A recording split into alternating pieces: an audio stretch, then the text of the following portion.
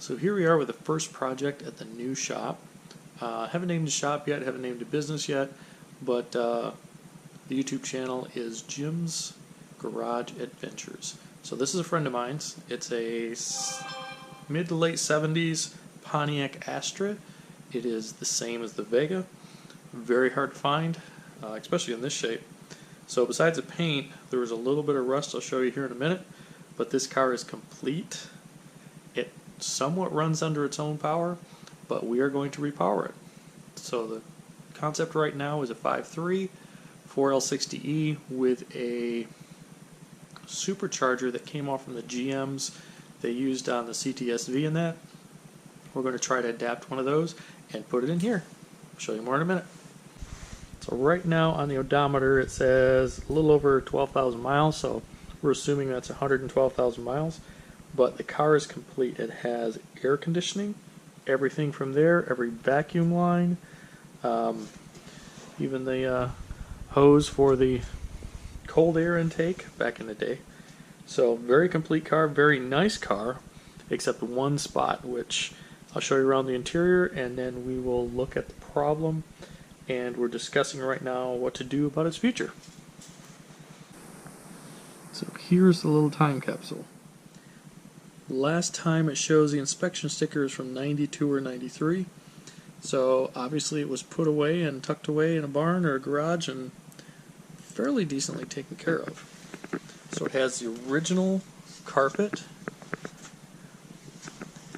the high-end dash of course, full center console with the wonderful wood grain, but the seats, sorry about the lighting, but learning how to do this.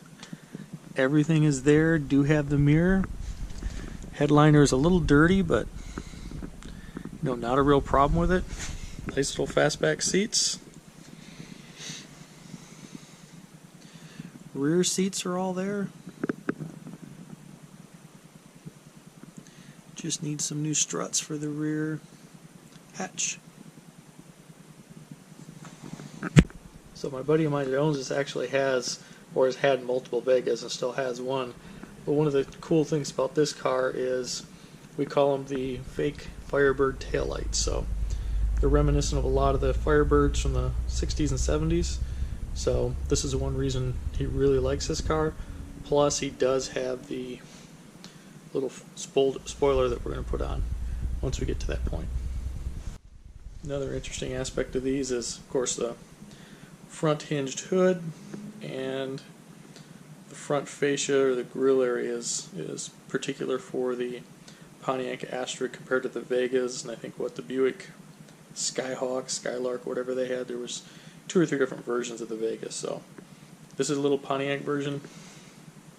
You can see down the side, no real dents and dings. Need some door pins on the driver's side, but besides that, this thing is all there and all complete. Some of the trim has been taken off already. There's no sense bringing it up here. But very clean car. Original rims and tires. So yes, according to the purist, we're going to mess it up, but there's not a huge market, there's not a huge value for this car in this form. Even Cosworth Vegas high-end low mileage original cars are only in the 20s, so this would be a really cool car for a LS swap. So what we're looking at now, just to show you the problem with the car that we just found last night, and is going to require a little bit more fabrication than we initially thought. So this is the passenger side. So here, this is the front bumper, passenger side front frame rail. Of course, this is a unibody car, so it's all stamped. And we knew the battery box was 8 away, but I don't know if we ever got underneath it until I actually put it up on cribbing that I made last night and got up to see it. So I hope the lighting works here. If not, I'll try to move this around. This is the front support that ties into the front suspension. It's a V, comes up to both sides where the bumper brackets are, and up here is where the battery's mounted. So I know you won't be able to see it, but this should be one piece. It's a clean shot from there all the way up to where the battery box was. So the worst part of the damage, of course, is here, but as you follow this back, the tie rod ends are getting in the way. Reposition is that is right where this inner structure here, this is the bucket for the spring, and it's probably not going to show, but you are seeing some separations and where all these pieces of metal were together. So this is the factory holes, but not anything really there. So what we'll do is we'll discuss in a moment. Matter of fact, we're texting back and forth right now to what to do, so I'll explain a couple of the ideas and we'll see what everybody thinks. I don't know how well this is going to show up on video, but this area here, that you can see, is about 5% of the battery box. That is kind of like a splash guard. Goes up into the radiator core support. So, pardon the wires, pardon my hand. That's supposed to be metal. The scariest part about it, like I was showing you from underneath, this is the top of the frame rail, which is no longer there. The really worst part of it is, and glad we found this before we did too much, is this is where the idler arm hooks on. There is really no structural support left side to side, so when you try to steer this, this thing is probably flexing like crazy. So, what do we do with a mid-70s unibody that is rusted in that spot only? And a lot of people know for the histories of the Vegas and that these were designed in the late 60s to a price point. They're a cool little car, but most of them have ended up on a drag strip, or especially in the north, rusted away before the 80s came along. So it's not a high value car. You're not going to take it to Barrett Jackson and fully restored and sell it for $150,000. Just the market's not there for that. So what we've always planned on, and my buddy Bubba and I have talked about these for years, especially with his Vega, and now that he's found this good clean example besides that little damage we talked about, was making something that handles, that you can drive back and forth every day, that's comfortable and reliable. So what we're talking about right now is this has a 54.7, something like that, front wheelbase, or not wheelbase, track width on the front end.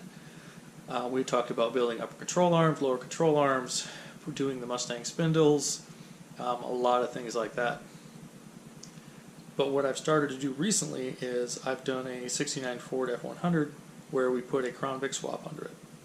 Of course, that's way too wide, but for $350, modern suspension, rack and pinion, everything's there, just bolt it in and go. So what we're in initial discussions on right now is that I've also had a few Miatas. Now the track width on a Miata is about 0.6 of an inch wider. So I know purists are going to go nuts. People are already going to get upset because we're putting a Chevy in a Pontiac. I understand.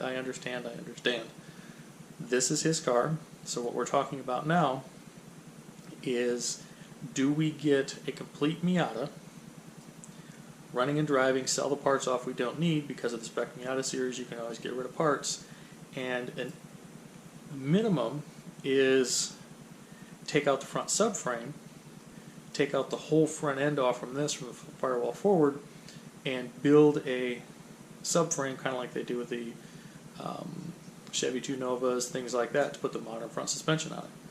The other idea is to actually slowly dissect the Miata, an NA or an NB from 90 to 2000, and put the unibodies together. So take the entire front structure, which is going to be stronger than this, rust-free because we are in the south, and graft it onto the Vega Astre platform somewhere around the door, somewhere around the A-pillar down below, and put all the support structure from that into this, and then tie the front and rear together with subframe connectors. So in that way, you're able to get the modern front suspension. Parts for Miatas are a dime a dozen. They're inexpensive. You can get coilovers, you can get all kinds of things. Of course, everybody knows you can put the LS motors in them. They make a ton of parts for that. We can adapt that in. They're strong. So that's the second option. The third option is, and of course the second option is to keep the rear end, but put a 12 bolt in it, or a narrow down an 8.8 out of an Explorer, which we can talk about later. The third option, and we're going to talk about tonight, is to buy the complete Miata and take the unibody structure, floor pan in a sense, mostly out of the Astra and the front end, graft in the front end like we talked about, the front subframe, and then graft in the rear. Extend it back so we would keep the rear passenger part of the floor pan, but graft in the rear suspension structure area from the Miata, if it's possible, into this. So then you've got Miata suspension, independent rear, disc brakes. They know with the, I think it's an 8.8 or something, they put the ring gear in, stronger half shafts, they will handle well over 500 horse in the Monster Miatas, as long as you don't get hooked up too much.